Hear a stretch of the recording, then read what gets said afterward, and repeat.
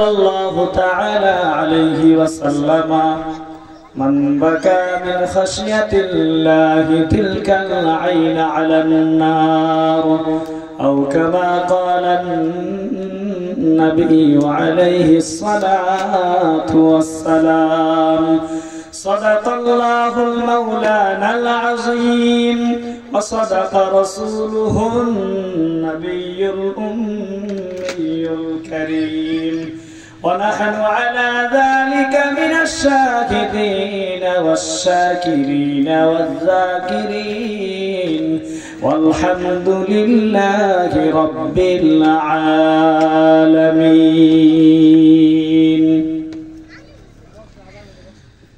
تکبیر میں کلمہ میں نمازوں میں ادا میں تکبیر میں کلمہ میں نمازوں میں ادا میں ہے نام الہی سے ملا نام محمد ہے نام الہی سے ملا نام محمد فرماتے ہیں آدم کہ مجھے خنددری میں فرماتے ہیں آدم کہ مجھے خنددری میں تو لکھا ہوا باب ملا نام محمد تو لکھا ہوا باب ملا نام محمد ہے میم میں محبوب یہ مطلب کا اشارہ ہے میم میں محبوب یہ مطلب کا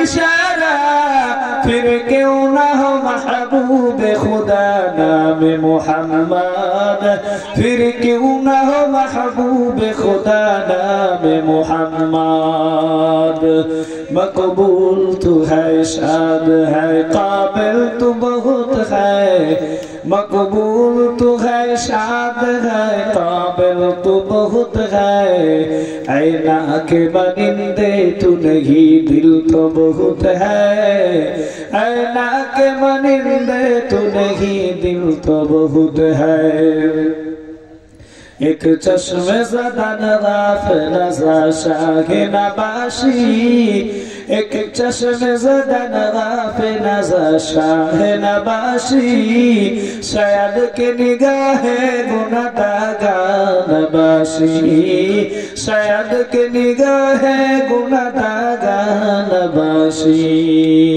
او دنیا ایماندار اللہ غلام اللہ پاک رب العالمین বলে ও গোলাম দুনিয়ার কোন দোকানে যদি যাও দুনিয়ার সামান পাওয়া যাবে রে গোলাম দুনিয়ার কোন দোকান বলতে সবজির দোকানে গেলে সবজি পাইবা মাছ বাজারে গেলে মাছ পাইবা তেলের দোকানে গেলে তেল পাইবা ও গোলাম আমি আল্লাহকে কোথায় পাইবা আল্লাহ পাক রব্বুল আলামিন ডাক দিয়ে বলেন ও বান্দা তুমি যদি আমাকে পাইতে চাও আজ যাও সুলতানপুর গ্রামের মধ্যে এমন একটি কোরআনের বাগান সাজানো হয়েছে ওই কোরআনের বাগানে যাও ওই কোরআনের বাগানে গিয়ে যদি বসতে পারো আমি আল্লাহ পাকের তালাশ পাইবা আমি আল্লাহর পেয়ে যাইবা আল্লাহ পাক রব্বুল আলামিন ডাক দিয়ে বলেন গোলাম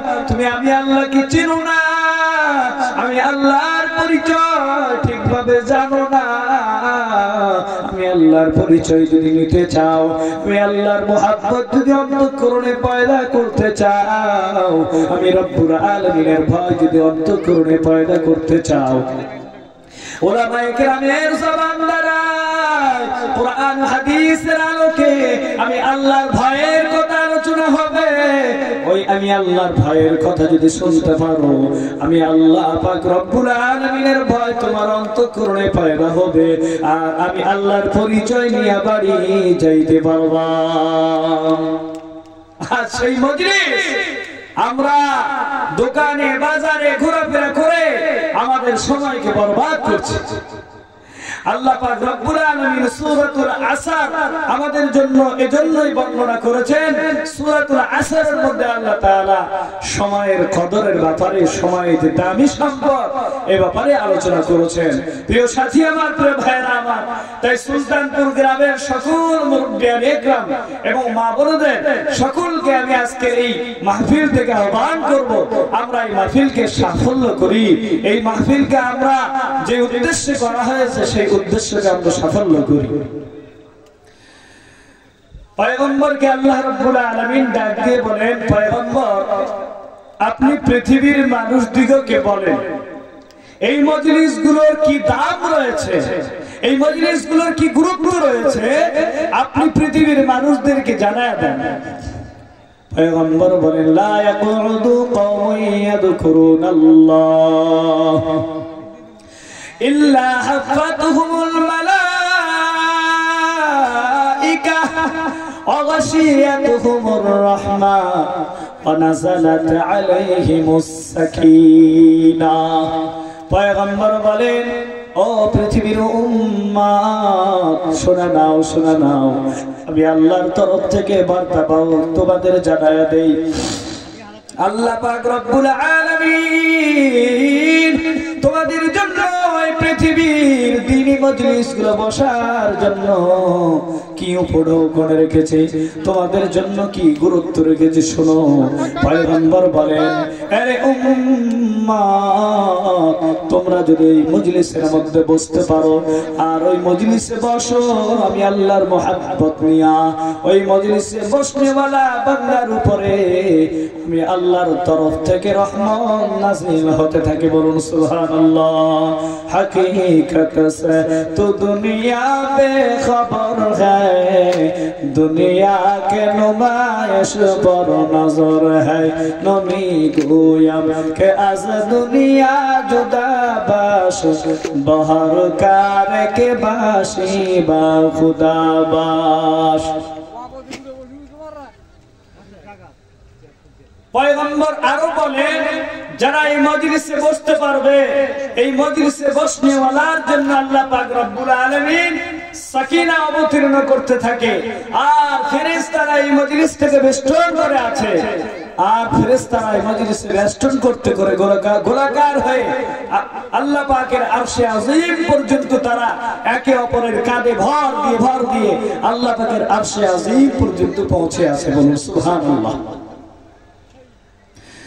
বন্ধুরা আমার, আল্লাহ পাক রব্বুল আলামিন সবকিছু জানা সত্ত্বেও ফেরেশতাকে ডাক দিয়ে বলবে, ও ফেরেশতারা তোমরা কোথায় আজকে, কোন মাহফিলে, কোন আমি আল্লাহ পাকের জিকির করনেওয়ালা বান্দার কাছে আছো? আল্লাহ পাক রব্বুল আলামিনের কথার জবাবে বলবে, ও আল্লাহ, আজকে আমরা সুলতানপুর গ্রামের মধ্যে এমন একটি কোরআনের বাগান সাজানো হয়েছে, যেই বাগানের মধ্যে আমরা দেখতে পাই আপনার গোলামগুলো আপনার মোহাব্বত নিয়া, আপনাকে মোহাব্বত করিয়া ওই মজলিসের মধ্যে বসেছে। আল্লাহ পাক রব্বুল আলামিন বলে, ও ফেরেশতারা, ওই বান্দাগুলো আমার গোলামগুলোকে আমি আল্লাহ কি দেখেছে নাকি? ফেরেশতারা বলবে, না মাবুদ, আপনাকে দেখে নাই। বলবে, তারা কিসের জন্য ওখানে বসলো? বলে, আল্লাহ জান্নাত পাবার আশায় বসলো। ও ফেরেশতারা, তারা কি থেকে পরিত্রাণ চায়? ফেরেশতারা বলবে, আল্লাহ, তারা জাহান্নাম থেকে পরিত্রাণ চায়। আল্লাহ পাক রব্বুল আলামিন বলে, তোমরা কি তাদেরকে ওই অবস্থায় দেখে এসেছো নাকি? বলে, আল্লাহ, আমরা দেখলাম আপনার গোলামগুলো কোরআনের বয়ান শুনিয়া শুনিয়া চোখ দিয়ে পানি বেয়ে পড়ে আপনাকে ভয় করে, আপনার জাহান্নামকে ভয় করে, আপনার জান্নাতের প্রত্যাশা করে। আল্লাহ পাক রব্বুল আলামিন বলে, ও ফেরেশতারা সাক্ষী থাকো, আমি দয়ার মালিক আমার বান্দাগুলো কেমনে ভালোবাসি, কত ভালোবাসি, কত ভালোবাসি জানো? আমি আল্লাহ রব্বুল আলামিন এত মহব্বত করি আমার বান্দাগুলোকে, আমার বান্দাগুলোকে আমি আল্লাহ এত মায়া করে এত সুন্দর করে আমি আল্লাহ তাআলা তাদের ডাক দিলাম, ইয়া ইবাদি, ও আমার প্রিয় গোলাম, ও আমার প্রিয় বান্দাগুলো। এই বান্দাগুলোরে আমি কেমনে ক্ষমা না দিয়ে পারি? আল্লাহ পাক বলে, তোমরা সাক্ষী থাকো, ওই বসনেওয়ালা বান্দাগুলোর জীবনের গুনাহ আমি আল্লাহ রাব্বুল আলামিন মাফ করিয়া দিলাম, আর ওই বসনেওয়ালা বান্দাগুলোর নামটা জান্নাতের খাতায় বসায় দিলাম। বলুন সুবহানাল্লাহ। আমাল সে বনতি হ্যায় জন্নত ভি জাহান্নাম, আমাল সে বনতি হ্যায় জন্নত ভি জাহান্নাম, খাকে ফিতরত সে নারি হ্যায় না নূরি, খাকে ফিতরত সে নারি হ্যায় না নূরি। এই প্রিয় বন্ধুরা আমার, আমি এখনো আলোচনা কোরআন হাদিসের আলোকে শুরু করি নাই, এটা শুধু মজলিসের গুরুত্ব আপনাদের বললাম।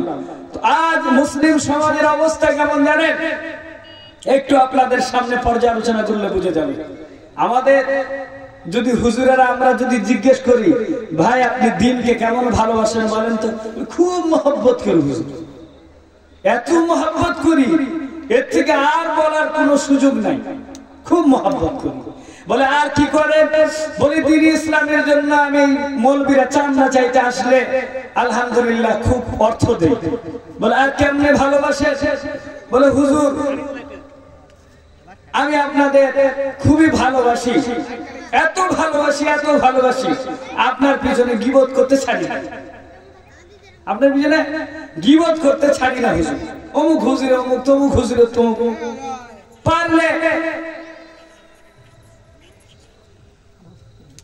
পারলে মক্কা ভূমির জন্ম হওয়া আমাদের প্রিয় নবীজির বিরুদ্ধেও যদি মুসলমান বলতে হয়, এরপরও মুখে বাঁধবে না। নাউজুবিল্লাহ বলে মুসলমানের ঘরের সন্তান বলেন নবী 9টা বিয়ে করলো কেন? মুসলমানের ঘরের সন্তান বলে কোরআনে আল্লাহ তাআলা 4টে বিয়ে করতে বললো কেন? এসব অবস্থা। তো আমাদের ভালোবাসা, আমাদের মহব্বতের অবস্থা কেমন? একটা যুবক বিয়ে করে এনেছে গ্রামের মেয়েকে, বুঝলেন? তো গ্রামের মেয়েটাকে বিয়ে করে এনেছে, গ্রামের মেয়েটা তেমন ইংরেজি জানে না। গ্রামের মেয়েটা বলছে, আমি তো আই লাভ ইউ টাই লাভ ইউ জানি না স্বামী আমার, আমি আমার ভাষা দিয়ে আমি আপনার মহব্বতের বহিঃপ্রকাশ করব। তো ছেলেটাকে অনাবর্ত সবসময় মেয়েটা বলে, স্বামী আমি আপনারে ভালোবাসি।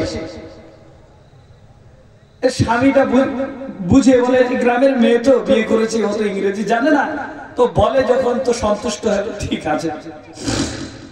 এই যুবক ছেলেটা রিক্সা চালায় বা টোটো চালায়, প্রাণ সাগরে টোটো নিয়ে গেছে। এই বউয়ের মহব্বত দিলের মধ্যে খালি ঘুরপাক খায়। এই বউয়ের মহব্বতে এই যে ভালোবাসা ভালোবাসা বলে, এই ভালোবাসার কথায় বাইকের সঙ্গে জোর ধাক্কা, বাপরে বাপ এত জোরে ধাক্কা, এক ধাক্কায় একদম বাস পা হাঁটুতে ছাল, এইদিকে আপনার কোমরে ব্যথা, আঙুলে চোট পেয়েছে, রক্ত ঝরছে। আল্লাহর বান্দা টোটো না চালিয়ে বাড়ি ফেরত এসেছে। বাড়ি আসার পরে ঢুকবে, গেটের মধ্যে হঠাৎ করে বিবি বলে, স্বামী আমি আপনারে ভালোবাসি। কি বলে? আমি আপনারে ভালোবাসি। ও স্বামী বলছে, ভাই তুমি আমার ভালোবাসবে পরে, আগে কাটা খায় মহলম তো লাগা। আর খুলতেছিল শার্টের বোতাম, বুঝলেন না? শার্টের বোতাম খুলে মার ধাড়াস করে ঢুকে পারে। বলে ভালোবাসবি পরে, আগে কাটা গায়ে তো মহলম লাগা। কি বলে? কাটা খায় আগে মহলম লাগা, রক্ত ঝরছে, রক্ত ঝরা বন্ধ কর। আমাদের ভালোবাসার অবস্থা ইসলামের করুণ অবস্থা, আর আমরা বলছি ভালোবাসি ভালোবাসি। এই ভালোবাসার নিদর্শন কথা বলছেন না? সৌরভ হাবিব সাহেবকে ভালোবাসি, ভালোবেসে দাওয়াত দিয়েছি, ভালোবাসার নিদর্শন। কেমন ভালোবাসা বোঝেন নাই? ও গ্রামের মেয়েটার ভালোবাসার মতো, গ্রামের মেয়েটা ইংরেজি তেমন জানে না, বলে হুজুর ভালোবাসি, আন্দাজে আপনারা ভালোবাসি।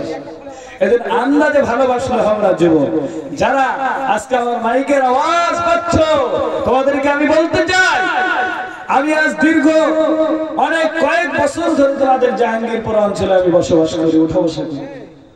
বলো তো দেখি যে দাড়ির মধ্যে কোনোদিন বিলেট চালিয়েছে? 1 কোটি টাকা দিলেও ইনশাআল্লাহ দাড়ির মধ্যে খুর চলবে না, ইনশাআল্লাহ। আমাকে যদি বলা হয় হুজুর হাঁটুর উপরে আপনি লুঙ্গিটা তুলে রাস্তাঘাটে চলুন তো, 1 কোটি টাকা দিলেও চলবো না ইনশাআল্লাহ। কেন? আল্লাহ পাকের ইহসান যে আমাদের উপরে আল্লাহ তাআলা দয়া করে এই ইলমটা দান করেছে যে হাঁটুর উপরে কাপড় তোলা এটা ফরজ, তরক করে দেওয়া, ফরজের খেলাফে চলা। নবীজির দাড়ি, গালের দাড়িতে খুর লাগাইলে গুনাহ হবে, এই কথা আমরা কম পড়ি নাই, কম বুঝি নাই। এজন্য আজ আমরা দাড়ির উপরে বিলেট চালাই না। আর তুমি যুবক দাড়ির উপরে বিলেট চালাইতে তুমি কখনো ভাবো না যে আমার মায়ের নবী মদিনা মুনাওয়ারায় শুয়ে শুয়ে তোমার আমার জন্য কাঁদে। তোমার আমার মধ্যে পার্থক্য এটা।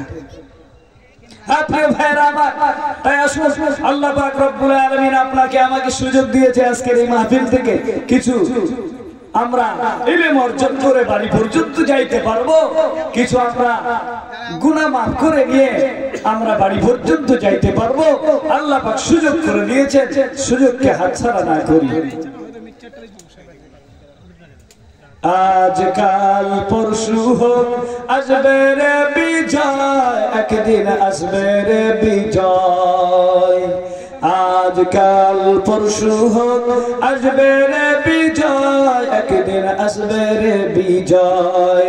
কালেমার সঙ্গীন হাতে নিয়ে বাঁধার সাগর পাড়ি দিয়ে, কালেমার সঙ্গীন হাতে নিয়ে বাঁধার সাগর পাড়ি দিয়ে এগিয়ে যেতে নেই গো ভয়। আজকাল পরশু হোক আসবে রে বিজয়, একদিন আসবে রে বিজয়।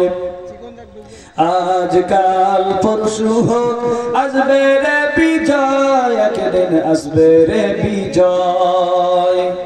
মিছিলে আর মিছিলে সকলেরই ডেকে যায়, পৃথিবীতে আর কোথাও এই মিছিলের তুলনা নাই।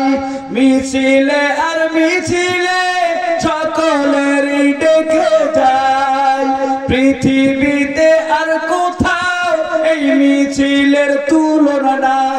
আল্লাহু আকবার ধ্বনি দিয়ে আল কোরআনকে হাতে নিয়ে, আল্লাহু আকবার ধ্বনি দিয়ে বলুন, আল্লাহু আকবার ধ্বনি দিয়ে আল কোরআনকে হাতে নিয়ে এগিয়ে যেতে নেই কো ভয়। আজকাল পরশু হোক আসবে রে বিজয়, একদিন আসবে রে বিজয়। আজকাল পরশু হোক আসবে রে বিজয়, একদিন আসবে রে বিজয়। আমাদেরই পথ চলা থামবে না আর কোনদিন, থামবে আমাদের পথ চলা থামবে না, আমাদেরই পথ চলা থামবে না আর কোনদিন। এভাবে উঠবে একদিন বেজে আমাদেরই বিজয় বিন। যতই বাধা আসুক না কখনো পিছু হটব না, যতই বাধা আসুক না কখনো পিছু হটব না। আমরা মুজাহিদ অকুদবাই, আজকাল পরশু হোক আসবে রে বিজয়, একদিন আসবে রে বিজয়। আজকাল পরশু হোক আসবে রে বিজয়, একদিন আসবে রে বিজয়। কালেমার সঙ্গীর হাতে নিয়ে বাঁধার সাগর পাড়ি দিয়ে, কালেমার সঙ্গীর হাতে নিয়ে বাঁধার সাগর পাড়ি দিয়ে এগিয়ে যেতে নেই কো ভয়। আজকাল পরশু হোক আসবে রে বিজয়, একদিন আসবে রে বিজয়।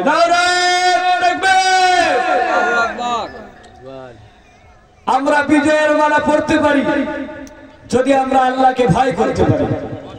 আমরা বিজয়ের মালা ইনশাআল্লাহ পড়ব যদি আমরা মুমিন হয়ে যাই। আমরা গোটা বিশ্বের মুসলিম উম্মাহ যদি এক হয়ে যায়, এক হয়ে যায়, ইনশাআল্লাহ আমরা বিশ্বকে দেখিয়ে দেব আমরা বিজয়ের মালা কেমনে পড়ি। আমরা সেই জাতি, আমাদের পূর্বপুরুষগণ 313 জনকে নিয়ে বদর প্রান্তরকে বিজয়ের মালা তারা পড়েছে। আমরা সেই জাতি, আমরা তাবুককে ভয় পাইনি, আমরা উহুদকে ভয় পাইনি, আমরা মুতার যুদ্ধে ভয় পাইনি। আমাদের প্রিয় নবীজি নিজে স্বয়ং সেনাপতি হয়ে 25টি যুদ্ধে তিনি অংশগ্রহণ করে গোটা বিশ্ববাসীকে জানিয়ে দিয়েছে রুখে দাঁড়ানোর সময় এসেছে, রুখে দাঁড়াইতে হবে। নবী পাক সাল্লাল্লাহু আলাইহি ওয়াসাল্লামকে মক্কা ভূমি থেকে জন্মভূমি ত্যাগ করে মদিনায় চলে যেতে হয়েছিল হিজরত করে। এই কাফের কুফার মুশরিকদের জ্বালায় নবী পাক সাল্লাল্লাহু আলাইহি ওয়াসাল্লাম তিনি মক্কা ভূমিতে থাকতে পারেনি, প্রিয় জন্মভূমিতে।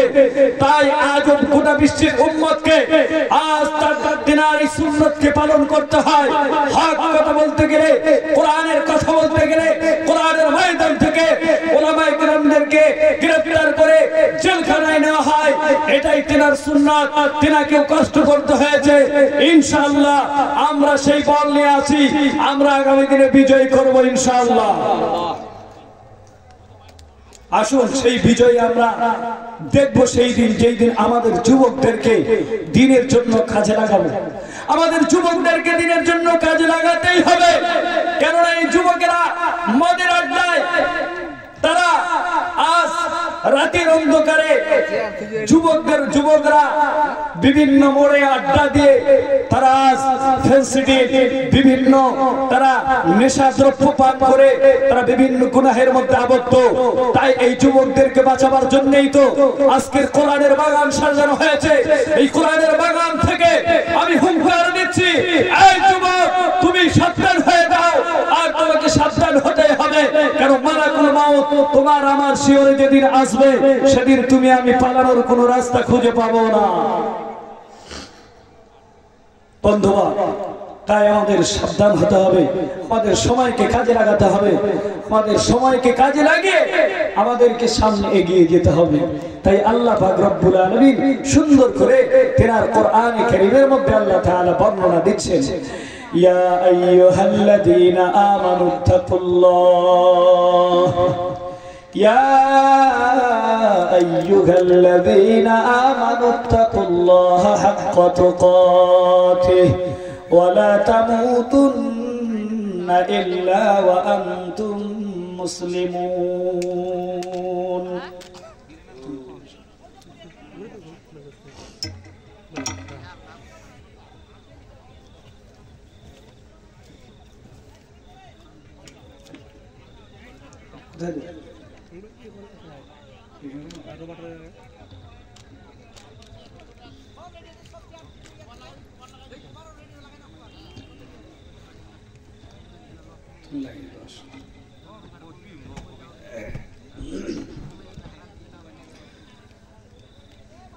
তাই ভাই সাথী, আপনারা যেই বিজয়ের মালা গ্রহণ করতে চান, সেই বিজয়ের মালা গ্রহণ করার জন্য আমাদেরকে দ্বীনকে মজবুত করে নিয়ে চলতে হবে। একমাত্র কামিয়াবির পথ হলো দ্বীন। এখন আপনাদেরকে যে আমি সংক্ষিপ্ত দ্বীন সম্পর্কে একটু বর্ণনা দিই। দ্বীন বলতে কি বোঝায়? সকালবেলা উঠলাম, সূর্য উদিত হলো, হাল নিয়ে গেলাম, আর আমার নানি আর দাদি আপনার জন্য পন্থা নিয়ে যাবে চৈত্র মাসের দিনে, ঠিক না? এটা দিন নাকি? না, এটা দিন নয়, এটা হলো আপনার কর্মজীবনের দিন। আর আপনার আমলি জীবনের দিন হলো পরকালের জন্য, সেটা হলো কোরআন ও আল্লাহর নবীর সুন্নাত। বলুন, কোরআন আর নবীজির সুন্নাত, এই দুটোকে যদি আঁকড়ে ধরতে পারি আমরা পথভ্রষ্ট হব না। নবীজি বলেন, তারাকতু ফীকুম আমরাইন লান তাযিল্লু মা তামাসসাকতুম বিহিমা কিতাবাল্লাহি ওয়া সুন্নাতা রাসূলিহি। দয়ার নবী সাল্লাল্লাহু আলাইহি ওয়াসাল্লাম বলেন, এরে উম্মত আমি পয়গম্বর তোমাদের মাঝে রেখে গেলাম আল্লাহর কোরআন আর আমি নবীর সুন্নাত। আমি পয়গম্বর তোমাদের জন্য রেখে গেলাম দুটো জিনিস। একটা হলো আমি আল্লাহর তরফ থেকে যে কোরআন পেয়েছিলাম, এই কোরআনটাকে তোমরা মেনে নাও, আর আমি নবীর সুন্নাত থেকে মেনে নাও। এই দুটো জিনিসকে কেমন ভাবে আঁকড়ে ধরবা? মনে করে একজন আল্লাহর বান্দা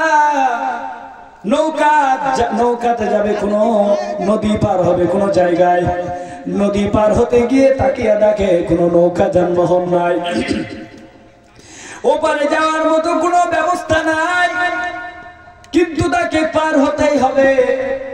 আল্লাহর বান্দা একটা দড়ি দেখতে পারো, ওই দড়িটাকে যখন সে সঙ্গী বানাবার জন্য চেষ্টা চালায় স্রোতের মধ্যে, ওই দড়িটা যখন ধরে ওই স্রোতের মধ্যে ভাসায় নিয়ে যেতে চায়, আল্লাহর বান্দা হাত দিয়ে কিংবা দাঁত দিয়ে কামড়া ধরে আল্লাহর বান্দা নিজেকে বাঁচিয়ে ওপার নিয়ে যাওয়ার চেষ্টা করবে।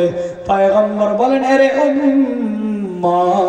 তুমি যদি আমার আল্লাহর জান্নাতে যেতে চাও, পথভ্রষ্ট যদি না হতে চাও, পথের দিশা যদি পেতে চাও, আর আল্লাহর কোরআনকে মেনে নাও, শক্ত করে আঁকড়ে ধরো। তার মানে আল্লাহ রাব্বুল আলামিন বলেন, ফামান তাবিআ হুদায়া ফালা খাউফুন আলাইহিম ওয়ালা হুম ইয়াহজানুন। বলুন সুবহানাল্লাহ। আল্লাহ পাক রব্বুল আলামিন বলেন, আমার কাছ থেকে কোরআন, হুদা নামক কোরআন, কোরআনের অনেক নাম, কোরআনের নাম হলো কোরআনে মাজিদ, কোরআনের নাম হলো হুদা, কোরআনের নাম হলো ফুরকান, কোরআনের অনেক নাম রয়েছে। আল্লাহ পাক রব্বুল আলামিন বলেন, এই হুদা নামক কোরআন অর্থাৎ এই কিতাবটা তোমাদের জন্য হেদায়েত প্রাপ্ত কিতাব। এই কিতাবে কোরআনে মাজিদ তোমাদেরকে হেদায়েতের পথ দেখাবে। এই হুদা নামক কোরআন আমি আল্লাহ তাআলা যে তোমাদের দান করলাম, অর্থাৎ এক কথায় কোরআনে মাজিদ যে দান করলাম, এই কোরআনে মাজিদের কথাগুলো যদি জীবনে বাস্তবায়ন করে তোমরা যদি চলতে পারো, উম্মত তোমাদের জন্য জান্নাতে যাওয়া আসান হয়ে যাবে।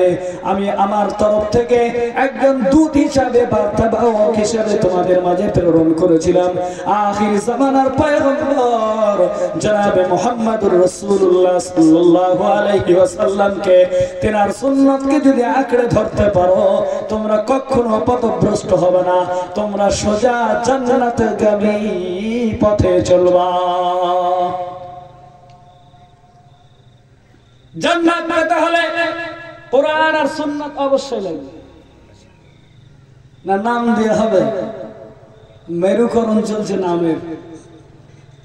কেউ বলে আমি আহলে হাদিস হয়ে জান্নাতে যাব, কেউ বলে আমি আহলে কোরআন হয়ে জান্নাতে যাব, কেউ বলে আমি আহলে দেওবন্দি হয়ে জান্নাতে যাব, কেউ বলে আমি তবলিগি জামাত হয়ে জান্নাতে যাব, কেউ বলে আমি ফুরফুরা হয়ে জান্নাতে যাব, কেউ বলে আমি জনপুরি হয়ে জান্নাতে যাব।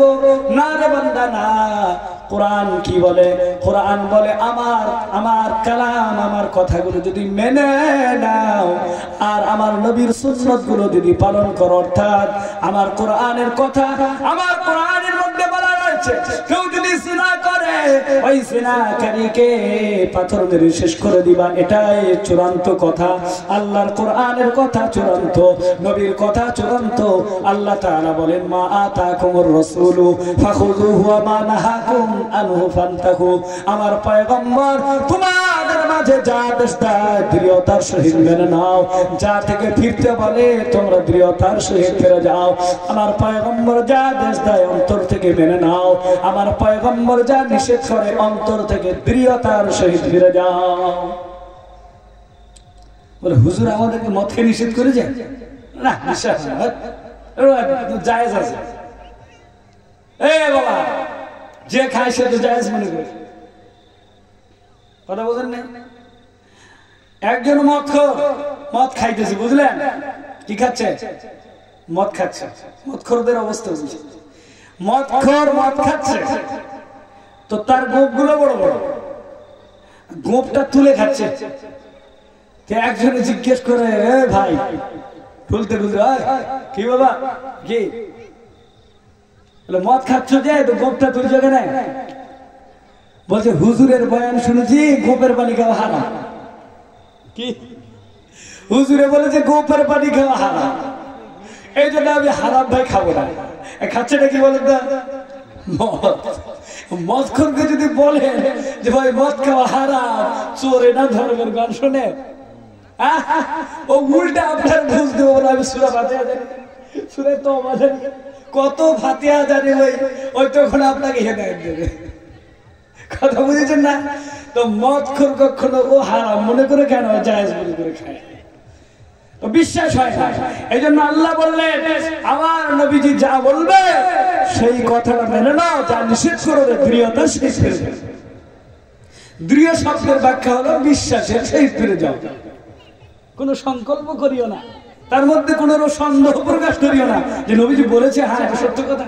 মৌলবীরা যা বলে মনে হয় নবীজি বলেনি, মৌলবী মনে হয় বাপেরটা তৈরি করে বলে। কথা বলেন নাই, এই মৌলবীকে ধার করে নিয়েছি না, ধার করা মৌলবী, এই জন্য কথা পছন্দ হয় না। যদি আমার ছেলেকে আলেম বানায়, যদি ঘরে আমার ছেলেকে বসে তালিম শুনতাম, তাহলে নিশ্চয়ই মনে হতো যে আমার ছেলের পেছনে মাল খরচ করেছি, আমার ছেলের কথা সত্য। ঠিক না বেটি?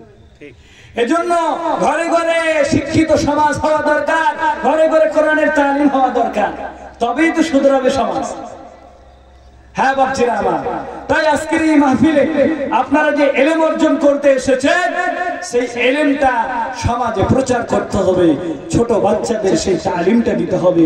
আপনার সন্তান যাতে করে মদের গ্লাসে হাত না দেয়, আপনার সন্তান যাতে করে কোন রকম নোংরা কাজে লিপ্ত না হয়ে যায়, আপনার সন্তান দুনিয়াবি কাজের মধ্যে, দুনিয়াবি গুনাহের মধ্যে যাতে করে আবদ্ধ হয়ে না হয়ে যায়, এই মোবাইলে দেখতে দেখতে গুনাহের মধ্যে ডুবে না যায়।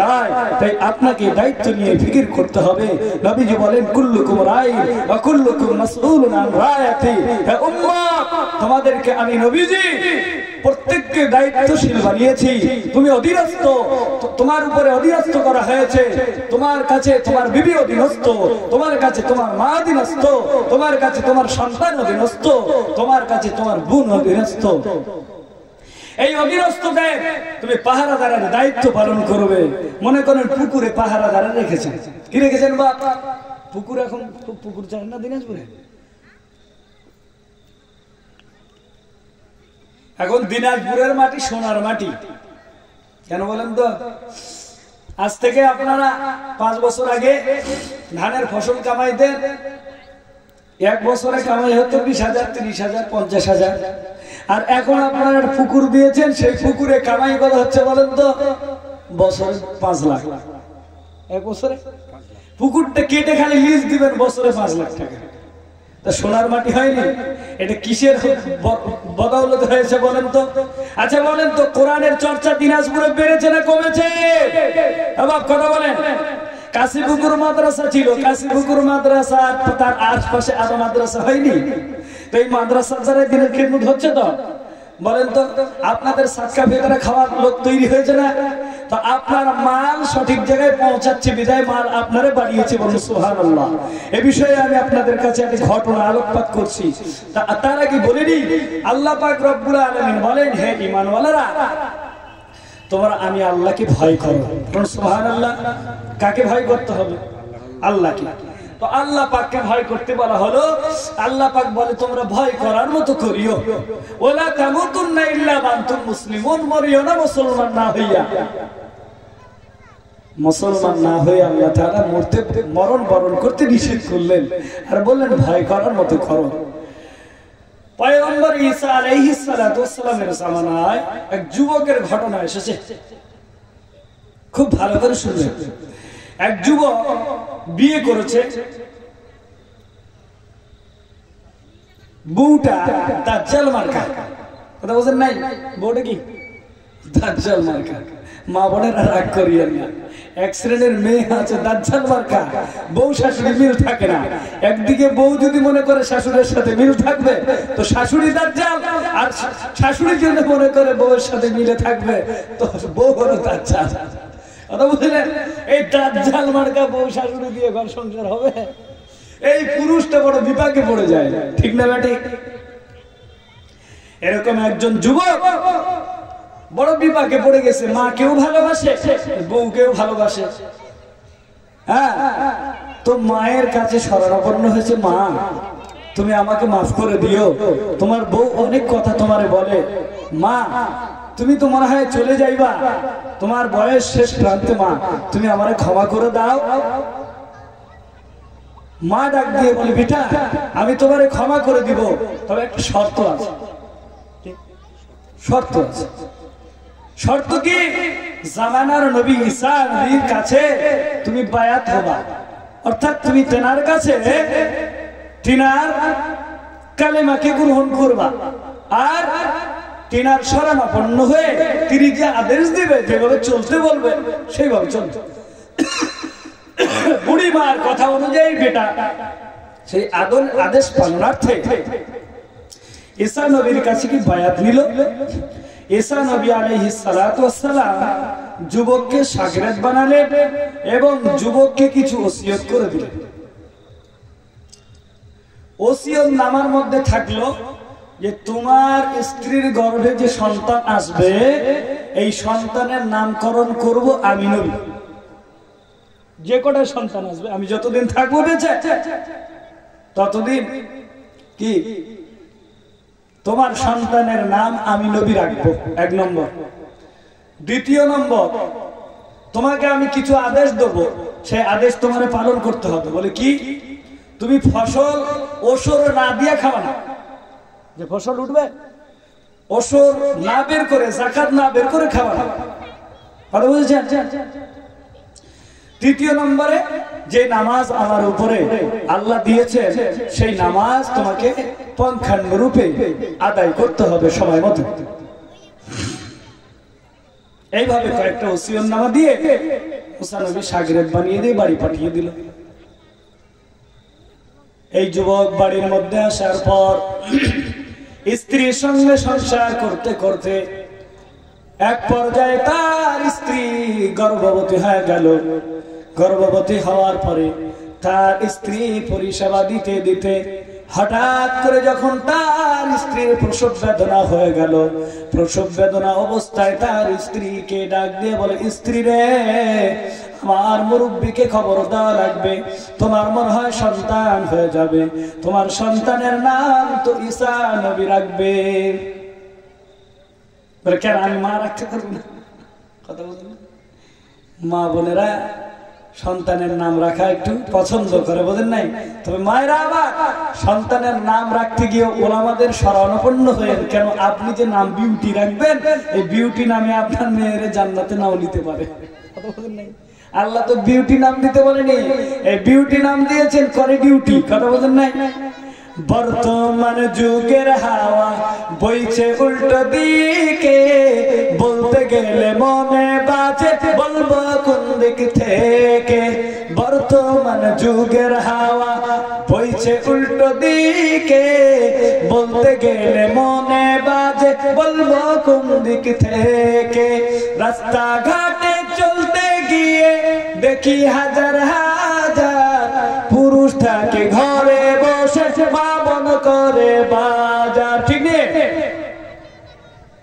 রাস্তাঘাটে চলতে গিয়ে দেখি হাজার হাজার পুরুষ থাকে ঘরে বসে, মা বন করে বাজার।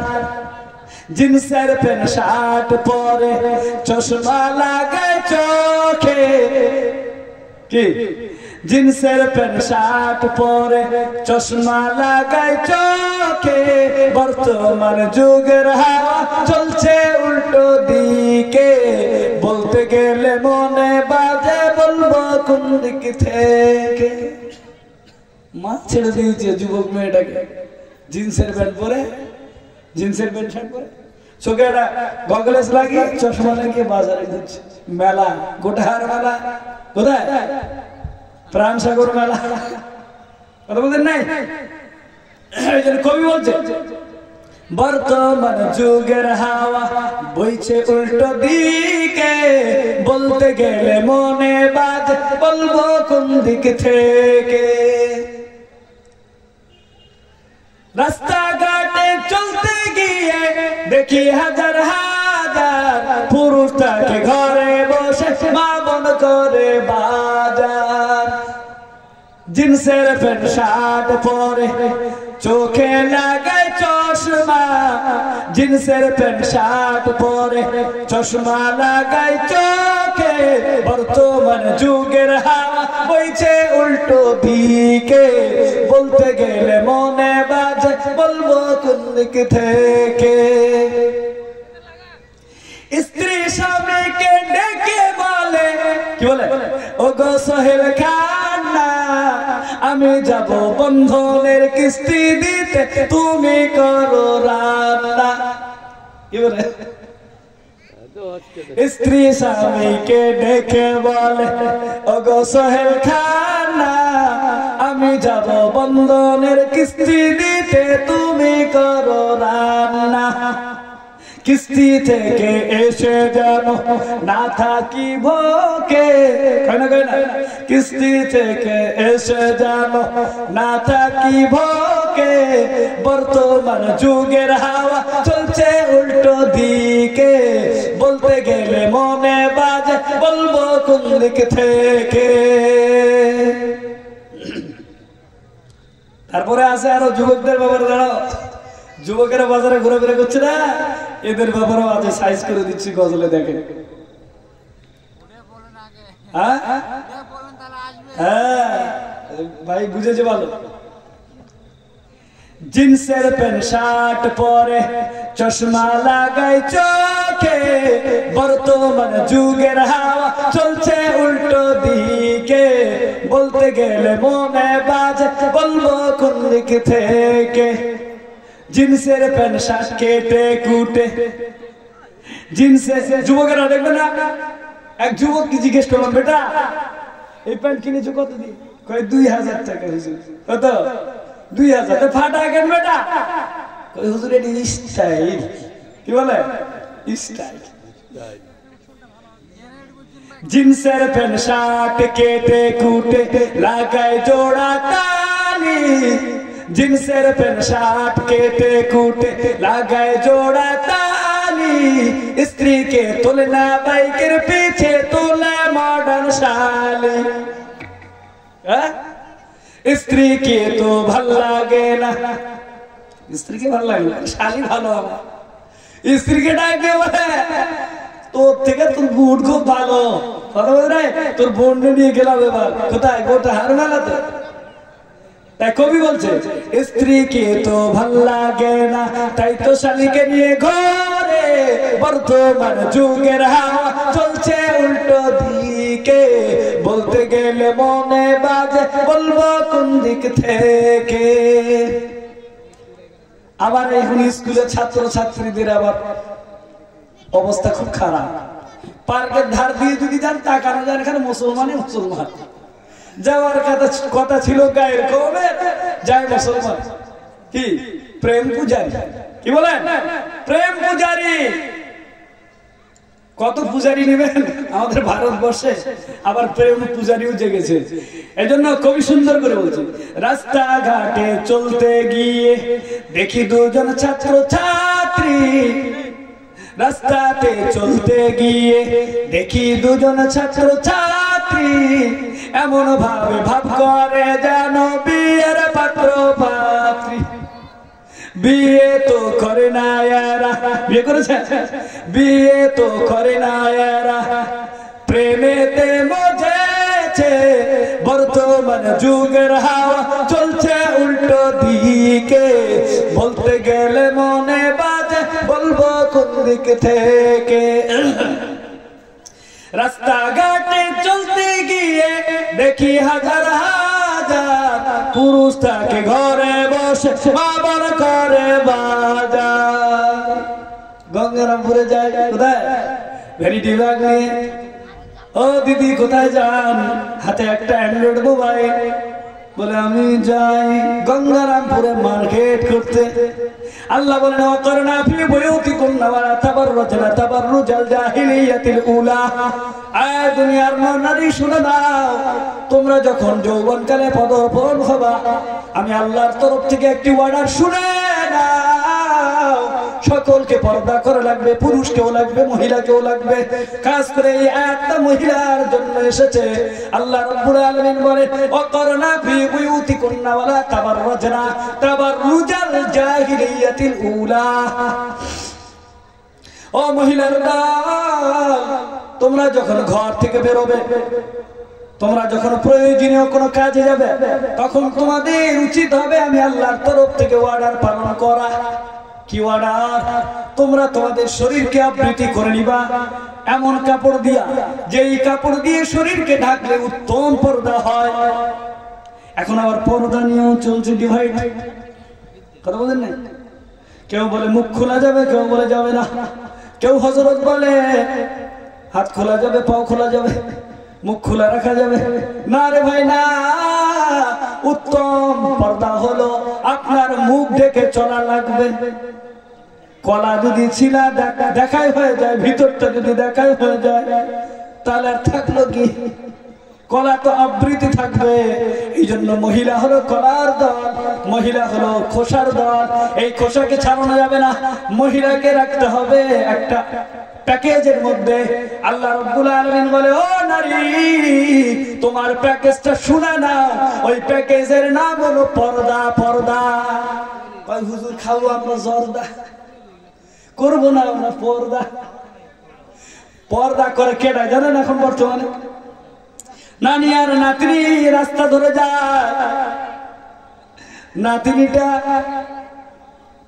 খোসা ছিল বুঝে নেন ভালো করে মাথার চুল থাকে নাই বুকের ওন্না ফাঁকা রাস্তায় চলছে একা একা নানি পিছু পিছু ছেলেরা দেয় কি টাটা ছেলেরা কি দেয় টাটা আয় আমার সামনে আয় তাহলে তোর আমি বলি আই লাভ ইউ এবার একজন মুরব্বী রাস্তা দিয়ে তাকিয়ে দেখে নানি বোরকা পরা আর নাতনি হলো আলগা নাতনি কি আলগা আপনারা আলকাতরা দেখেছেন আলকাতরা এবার আলকাতরা দেখেছেন তো আলকাতরার মুখ ঢাকা থাকে না তো বুড়ি এখন আলকাতরা এই আলকাতরাকে ঢাকা দিলে লাভ কি আর লাভ নাই কি কথা বলেন না এই আলকাতরাকে আপনার প্যাকেজ করে দিয়েছে বলে এই আলকাতরা মার্কা বুড়ি রাস্তা দিয়ে যায় আর বলে আমি এবার পর্দা করব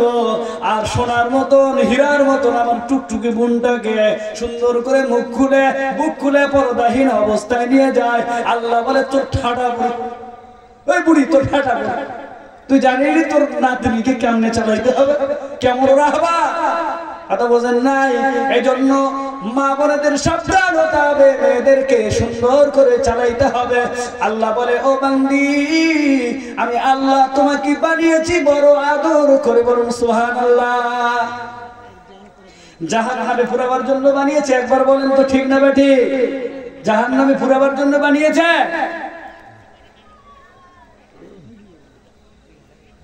আসুন ওই ঘটনাটার দিকে একটু আলোকপাত করি তো আমাদের সমাজে বর্তমানে আমরা ওসর আর যাকাত দিতে রাজি নাই যদিও এটা মসজিদ উপলক্ষে জালসা দানের আলোচনা করা দরকার ছিল কিন্তু যেহেতু আমাদের রুহানি রোগ হলো মাদ্রাসা গেলে পরে 10 টাকা মাদ্রাসা গেলে তখন 10 টাকা বেরোয় কথা বলেন নাই একজন হাজী সাহেব হজ করে এসে টাটকা হাজী বেটাদেরকে একদম সব দায়িত্ব দিয়েছে আর মসজিদে গিয়ে এতেকাফ হাজী সাহেবরা রাগ করিয়েন না সুন্দর একটা মানে উপমা দিচ্ছি আপনাদের তো মনে করেন আমার মিজানুর ভাই কাশীপুকুর মাদ্রাসার জন্য চেক লিখেছে গিয়ে বলে হাজী সাহেব আসসালামু আলাইকুম বলে এতেকাফে আছে বেশি কথা বলা যাবে না কি বলে ও মিজানুর সাহেব এতেকাফে আছি বেশি কথা বলা যাবে না যা বলবেন খুব শর্টে বলেন বলে হাজি সাহেব কথা বলতাম। বলে কি? বলে আমি একটু কাশীপুকুর মাদ্রাসার জন্য আসছিলাম, তো কিছু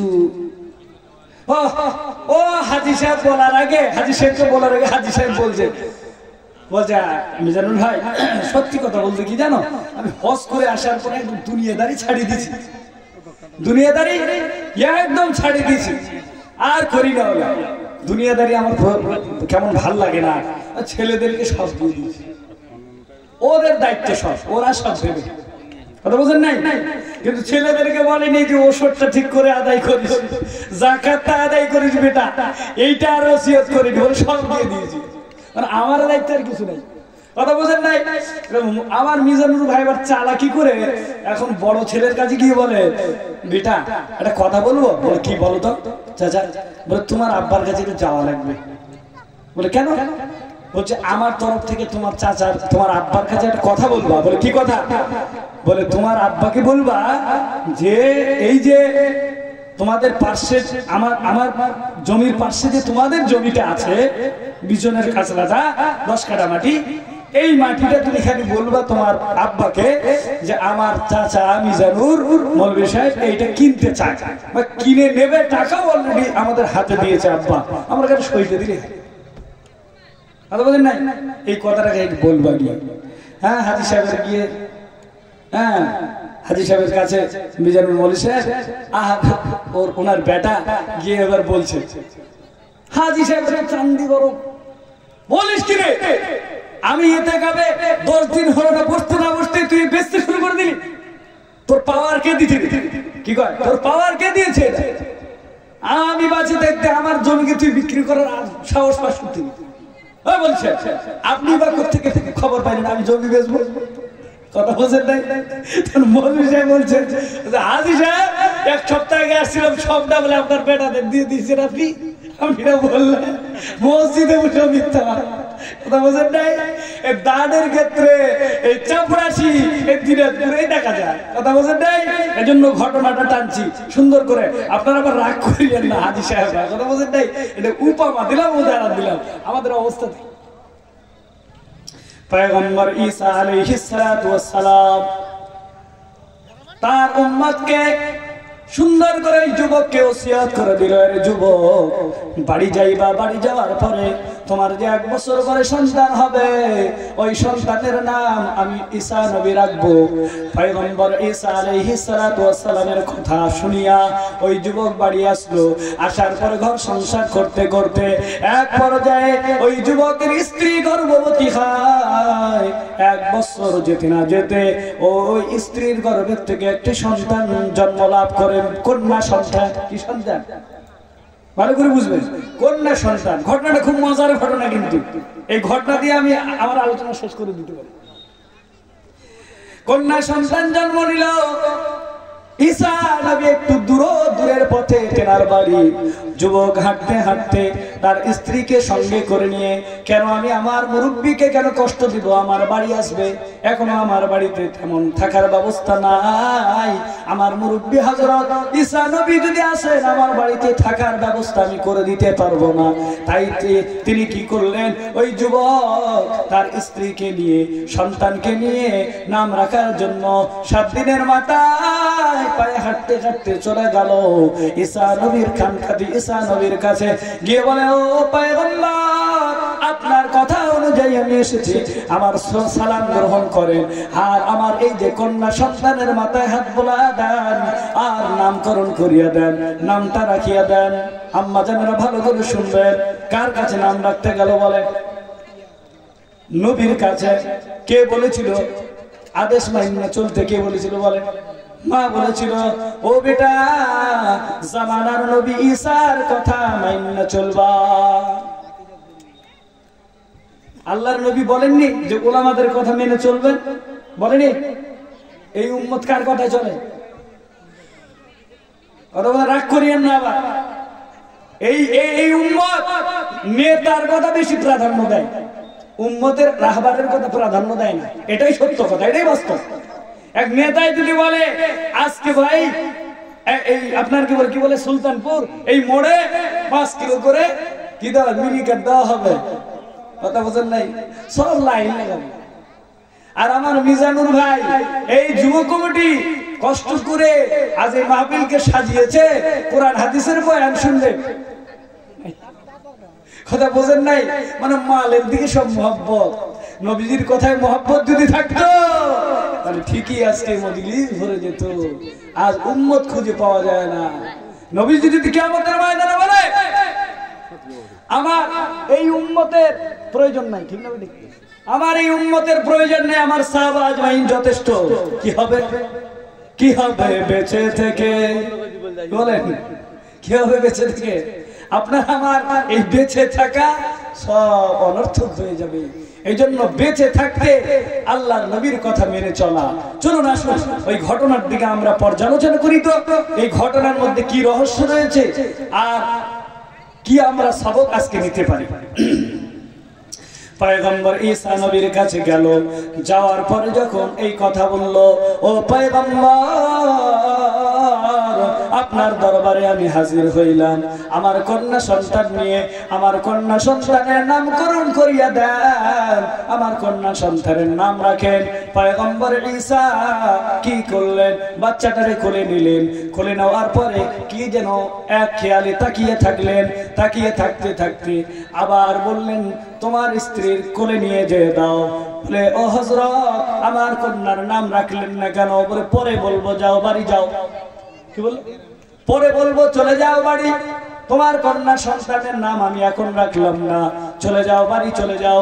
বাড়ি যাওয়ার পরে ওই মেয়েটার এমন জ্বর চলে আসলো, জ্বরে ওই কন্যা সন্তানটা রাতে অন্ধকারে মারা গেল। পয়গম্বর ঈসা নবীর কাছে সংবাদ পাঠানো হলো। তিনি আসলেন, জানাজা পড়ায়া মাটি দিয়ে আবার চলে গেলেন, কিছুই বললেন না। প্রশ্ন থেকে গেল না? এইদিকে তিনার স্ত্রী, ওই যুবকের স্ত্রী খুব একটা ভালো মহিলা ছিল না। বাড়ির মধ্যে স্বামীর উপরে কিটকিট কিটকিট করতে থাকে। তুমি এমন এক মুরব্বীর পিছনে পড়লা, এমন এক জাদুঘরের পিছনে পড়লা, যার জাদুর নজরে আমার সন্তান চলিয়া গেল। খেদে কাজ নাই, ওই টুপিওয়ালার পিছনে পড়ে আমার সন্তানদের হারাই দিলাম আমি। আবার যুবক মনটা মানে না, হযরতের কাছে চলে গেলেন। পয়গম্বরের কাছে গিয়া বলে, ও পয়গম্বর, বেদনাদায়ক আমার হৃদয় নিয়া, ভাঙা হৃদয় নিয়ে আপনার দরবারে হাজির হইলাম। আমাকে একটু পরামর্শ দেন, আমার সন্তান কেন চলে গেল? বলে, যুবক তোমারে এখন আমি কোনো প্রশ্ন উত্তর দেব না, সময় তোমারে আরো লাগানো লাগবে, আমার সহবতে থাকা লাগবে। আবারও যখন সন্তান হবে আবার আসবা, নামকরণ করে নিয়ে যাবা। আবার এক পরের বছরে আবার একটা সন্তান হলো, পরের বছরে আবার সন্তান হলো, পরের বছরে আবার সন্তান নিয়ে গেল। এরই মধ্যে ঘটনাও রয়েছে, ওই যুবককে বলা হয়েছিল, তোমার বাজারের ফসল যদি ওঠে, তোমার গাছের যে ফসল হবে খাজুর, এই খাজুরের ওসর বার করে দিবা। ওই যুবক বিবির কথাই ভুলে গেছে। ওই যুবক কি করেছে? বিবি বলে, ওসর ওগুলো দিতে পারবো না, মাল যা হয়েছে বাজারে বিক্রি করো। বাজারে বিক্রি করতে গেল, দাম বলে না। বাজারে বিক্রি করতে নিয়ে দাম আর বলে না। মুসা ঈসা নবীর কথা অমান্য করার কারণে যুবক মনের মধ্যে শান্তি পায় না। আবার মুরব্বির কাছে দৌড়, মুরব্বিকে ডাক দিয়ে বলে, মুরব্বি আমি আমার ফসল পেয়েছি, বিবির কথায় বাজারে বিক্রি করতে নিয়ে গেলাম, দাম পেলাম না, দাম বলে না, খাজুরটারে কি করব? বলে, এই খাজুরটারে কি করো?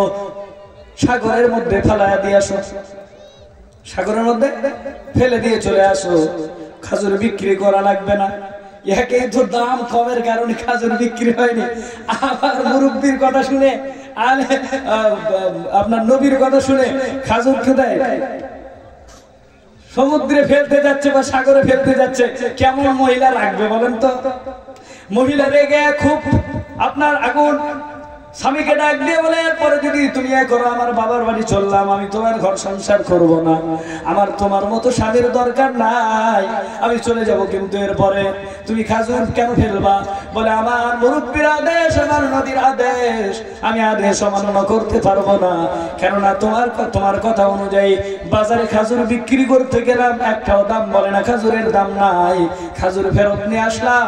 আমার পয়গম্বর বলেছেন খাজুরটারে সাগরে ফেলে দিতে, তিনার কথা অনুযায়ী আমি খাজুর ফেলে দেব। তুমি যদি বাবার বাড়ি চলে যেতে চাও আমার আপত্তি নাই। কেমন মানছে দেখে। কিন্তু একটা কথা ওই যুবক ভুলে গেছে যে হুজুর বলেছিলেন ওসর আদায় করবা, ও ওসর না আদায় করে বাজারে বিক্রয় করতে নিয়ে গেছে। এটা এক নম্বর ভুল করেছে, কথা বলেন নাই। আর ঈসা নবী বলেছে তোর ভুল তো আমি এখন ধরাই দেবো না, যাকে ওসিয়ত আমি করেই দিয়েছি, ভুল ধরাই দেবো তো শেষ পর্যায়ে ধরাই দেবো কি কি ভুল হচ্ছে, কথা বোঝেন নাই। এই জন্য যারা শিক্ষক আমরা হই, আমাদের উচিত হবে ছাত্র যখন ভুল করবে তাৎক্ষণিক ভাবে তাকে ধমক না দেওয়া, কথা বোঝেন নাই, তাৎক্ষণিক ভাবে তাকে অপমান না করা। কেননা তারও একটা ইজ্জত রয়েছে, ছোট বাচ্চারও একটা ইজ্জত রয়েছে, বোঝেন নাই। কিছুদিন আগে বাংলাদেশের একটা ঘটনা, রিফাত নামে একটা ছোট বাচ্চা বলছে বলো তো বাবু বাংলাদেশের জাতীয় মাছের নাম কি? পাঙ্গাস। কি কয়? পাঙ্গাস। তো শিক্ষক ভুল বুঝেও তারা ধমক দেয়নি। এবং অনেক সময় বাচ্চাটার ভিডিও আমি দেখি, বাচ্চাটা দেরি করে আসে, কান্না করে, মিথ্যাও বলে দেয় অনেক সময়। তো হুজুর বুঝতে পেরে তারে মারে না। ওই শিক্ষকটার বড় একটা সুনাম জেগেছে বাংলাদেশের মাটিতে, সুবহানাল্লাহ বলে, বড় সুনাম হয়েছে। বাচ্চাদের মারতে নেই, বাচ্চাদের ধমক দিতে নেই, বাচ্চাদের ভুল শুধরায় দেওয়ার জন্য সুযোগ দিতে হবে, ঠিক কিনা বলেন? পয়গম্বর ঈসা আলাইহিস সালাম তেনার উম্মতকে সুযোগ দিতেছেন, ভুল হতে পারে, তিনি ভুল করেছেন বলে সঙ্গে তিনাকে এইভাবে বলা যাবে না, কারণ তার একটা সম্মান আছে। বলে পরের বছরে যখন তোমার ফসল উঠবে আমার ওসর আদায় করে দিবা, এই কথা বলে যখন এইভাবে করে বিদায় করে দিল, আর খাজুর কি করলো এসে সাগরে ফেলে দিল। আর ওই কথা অনুযায়ী বছর কাটতে না কাটতে স্ত্রীর গর্ভে আবার সন্তান আসলো, গাছে ফসল আসলো, কিন্তু আবার ওই কথা ভুলে গেল। স্ত্রীর কথা অনুযায়ী আবার বাজারে বিক্রি করতে নিয়ে যাবে। হঠাৎ করে মনের মধ্যে চিন্তা হলো, না না গতবারের নয়, এমন করা যাবে না, গতবারে আমার হুজুরের কথা অমান্য করার কারণে আমি বাজারে দাম পেলাম না, আমি হুজুরের কথা অমান্য করব না। আবার দৌড় ঈসা নবীর কাছে, ও পয়গম্বর আমি আমার খেজুর পেয়েছি, কি করব?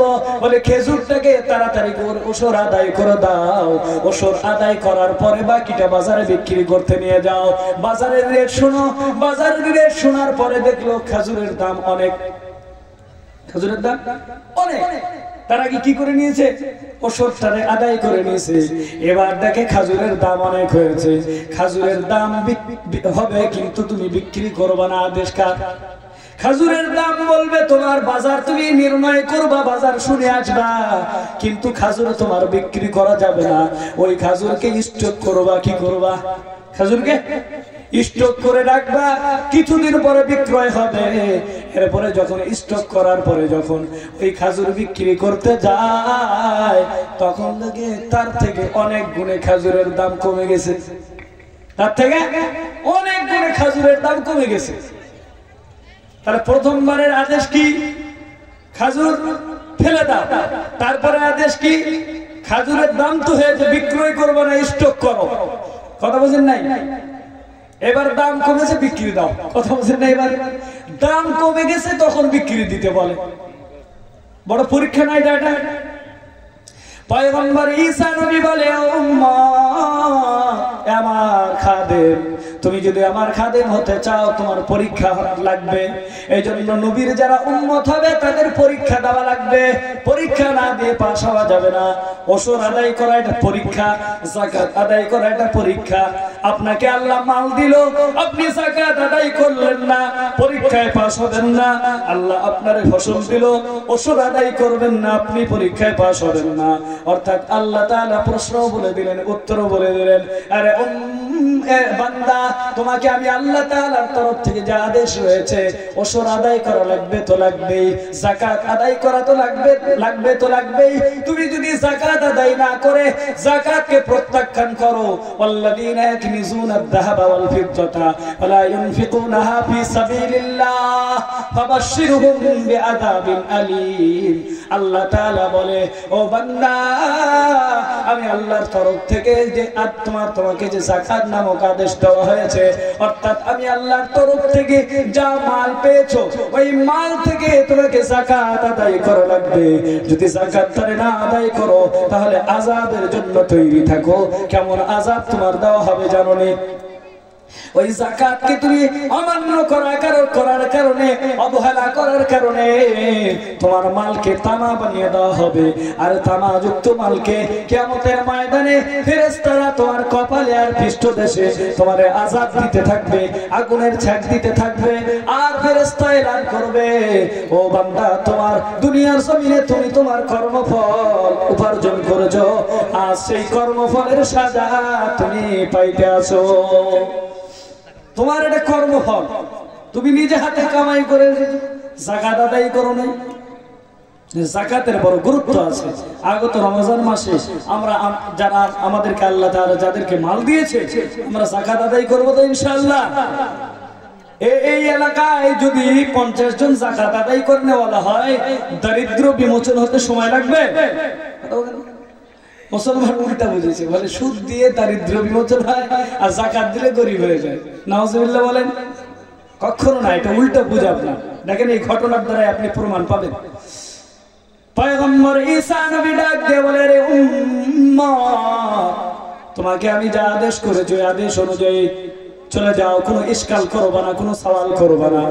ওই উম্মত ওই যুবক চলে গেল। বাড়ি যাওয়ার পরে খাজুর বিক্রি দিল, কম রেটে খাজুর বিক্রি দিল। এইদিকে বিবির ঝিরকারি শুনতেছে, বিবির ধমক শুনতেছে। কর্ণ কহরে বিবির কথা নেয় না, কেননা আমার মা বলে গেছে নবীর আদেশ মেনে চলার জন্য, পয়গম্বর ঈসার আদেশ মেনে চলবো। আমার দৃঢ় মনে সংকল্প হয়েছে, আমার মনটার মধ্যে মানাইতে পেরেছি। যুবক ওই বাজারে বিক্রি করা পয়সা নিয়ে আটা গর্ভবতী স্ত্রীর পেট থেকে যে বাচ্চা হলো, আবার একটা সন্তান হলো। সন্তানটা বেটা সন্তান, বেটা হয়েছে। কে বলেন তো? বেটা সন্তান হলো। কে লাড়কা বুঝলেন? লাড়কা হয়েছে, ছেলে। এই ছেলে সন্তানকে নিয়ে আবার আর ওই মুদ্রাগুলো নিয়ে ঈসা নবীর দরবারে আবার বিবিকে নিয়ে হাজির হয়ে গেল। ঈসা নবীকে ডাক দিয়ে বলে, ও পয়গম্বর 1 বছর কেটে গেল, আপনার আদেশ মেনে খাজুরও বিক্রি দিলাম, আর একটা সন্তানও পেলাম। এই সন্তান নিয়ে আপনার কাছে হাজির। আপনি আমার সন্তানের নামকরণ করিয়া দেন, আমার সন্তানকে নাম রেখে দেন। এবার পয়গম্বর ঈসা নবী কি করলেন? বাচ্চাটাকে কোলে নিলেন। বাচ্চাটাকে এক খেয়ালে আবার তাকায় থাকলেন। এক খেয়ালে তাকায় থাকার পর আবার বললেন, ও যুবক, বাচ্চা তোমার স্ত্রীর গর্ভে দিয়ে, তোমার স্ত্রীর কোলে দিয়ে দাও।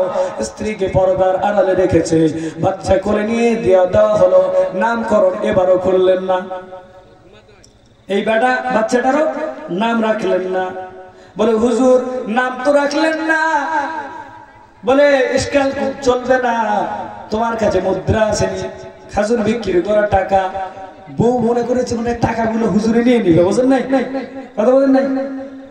ঈসা নবী মনে হয় টাকাগুলো আমাদের নিয়ে নেবে। ও কিন্তু ওখান থেকে মানে টাকা দিতে রাজি হয় না স্বামীর হাতে। এবার ওই যুবক স্ত্রীকে বলে, আমার হুজুর কি আদেশ দেয় দেখি। টাকাগুলো নিয়ে ঈসা নবীর হাতে দিল। ঈসা নবী ডাক দিয়ে বলে, রে যুবক, এই টাকাগুলো আমার আদেশ মানবানি? বলে, হ্যাঁ মানবো। এই টাকাগুলো সমুদ্রে নিক্ষেপ করে দাও।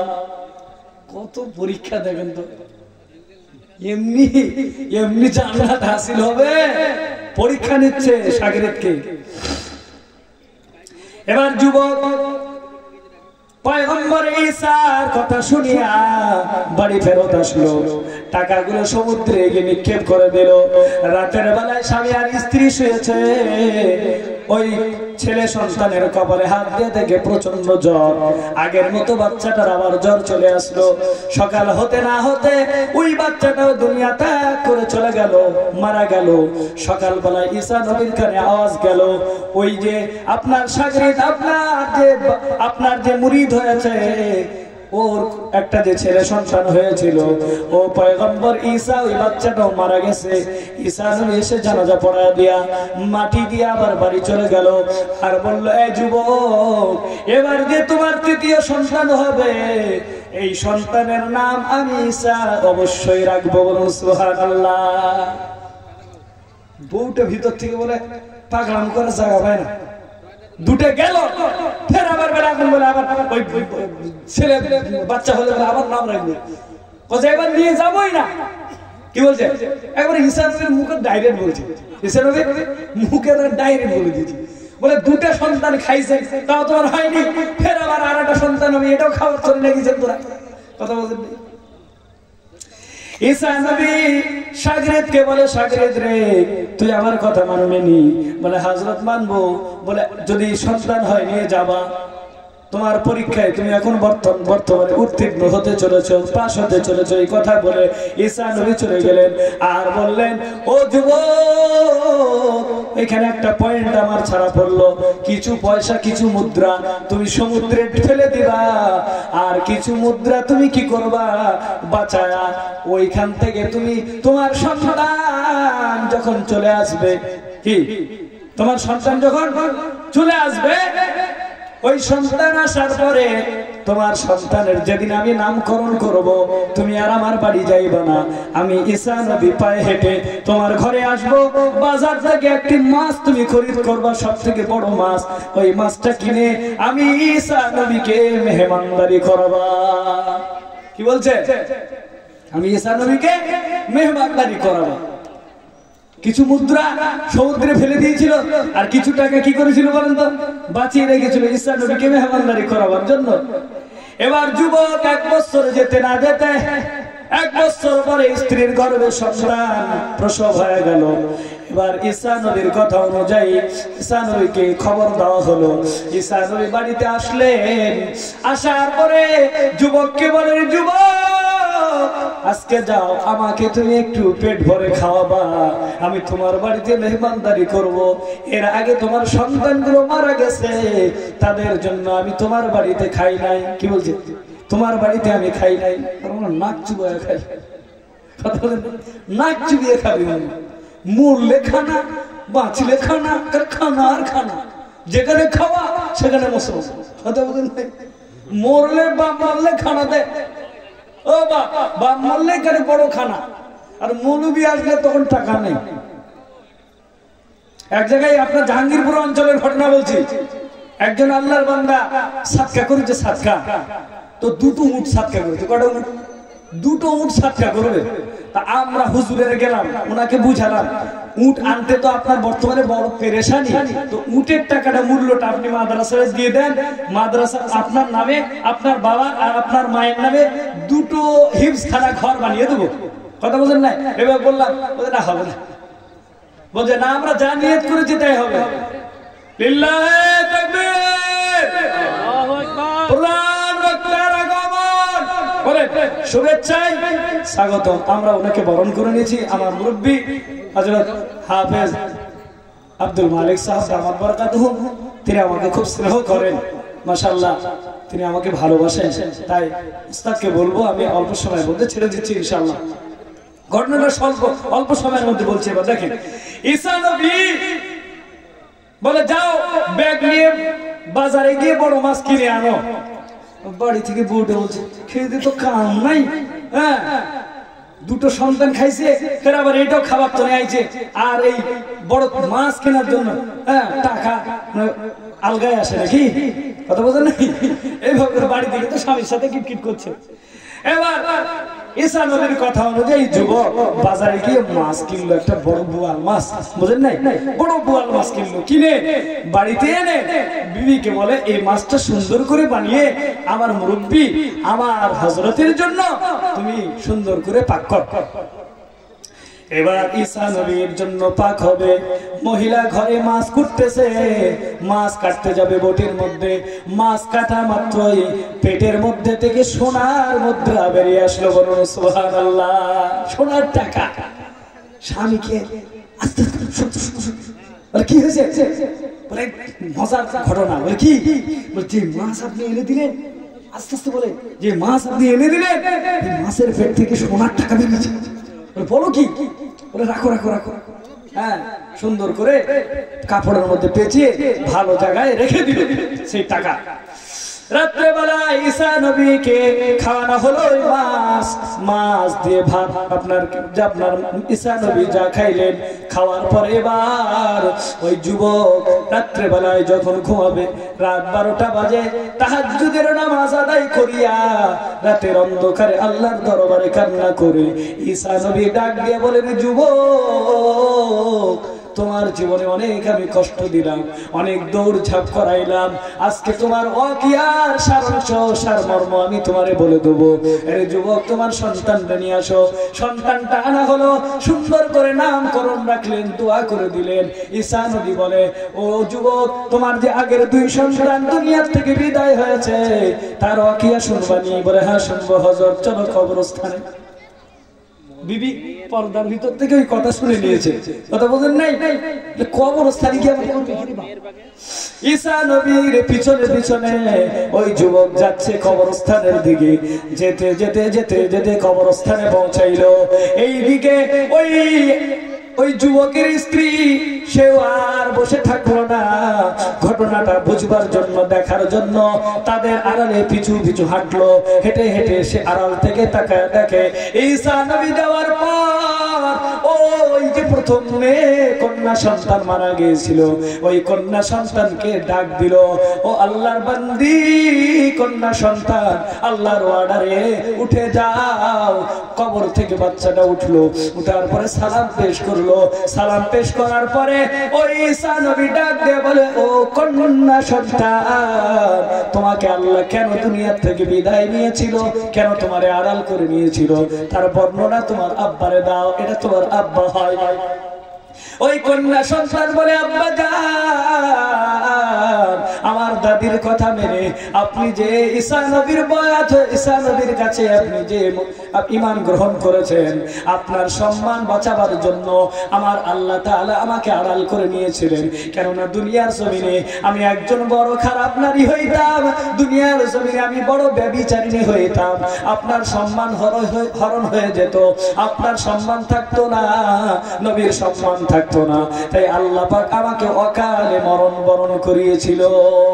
এরপরে ওই ছেলে সন্তানকে ডাকা হলো, ছেলে সন্তানকে জিজ্ঞাসা করা হলো, এ বাবা বলো, তোমার আব্বাকে বর্ণনা দাও, তোমাকে আল্লাহ কেন তুলে নিয়েছিল?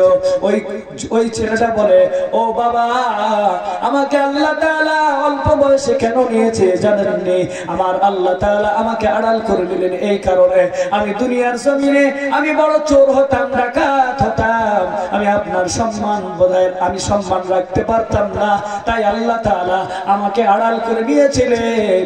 আজকে এই ঘটনার দ্বারা আমরা বুঝতে পারলাম, আরে বান্দারা, যদি আল্লাহর হুকুম পঙ্খানুভাবে পালন করা যায়, আল্লাহ তাআলা মালের মধ্যে বরকত বাড়িয়ে দেয়। সুবহানাল্লাহ। ওই যুবক 40 দিরহাম টাকা ফিকেছিল। কয় দিরহাম? 40 দিরহাম। আর ওই 40 দিরহাম টাকা সোনার টাকা হয়েছে।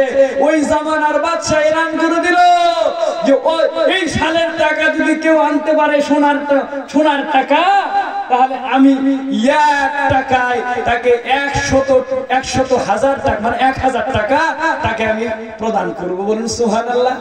1 টাকা দিবে, কত টাকা দিবে? কত টাকা? 1000 টাকা। তাহলে কত হবে? 40,000 টাকা, তখনকার আমলে 40,000 টাকা এখন কত হবে হিসাব করেছেন? তা আল্লাহ পাক বলে বান্দা তুমি যাকাত আদায় করবা, মাল আমার রাস্তায় খরচ করবা, আমি আল্লাহ মাল বাড়িয়ে দেব। বলুন সুবহানাল্লাহ। বহু পরীক্ষা দিতে হবে মুমিনকে, তারপরে পাস হতে পারবে।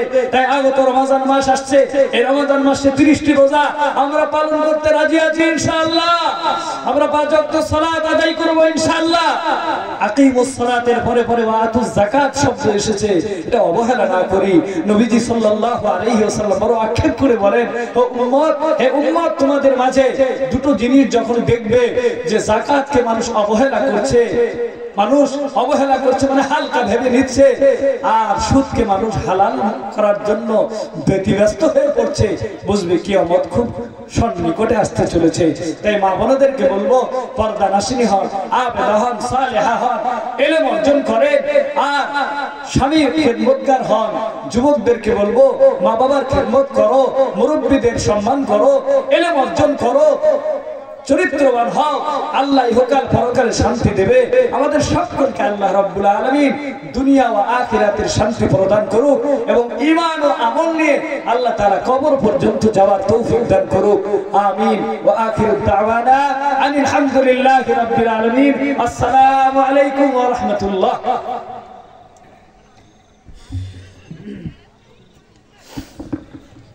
আসসালামু আলাইকুম।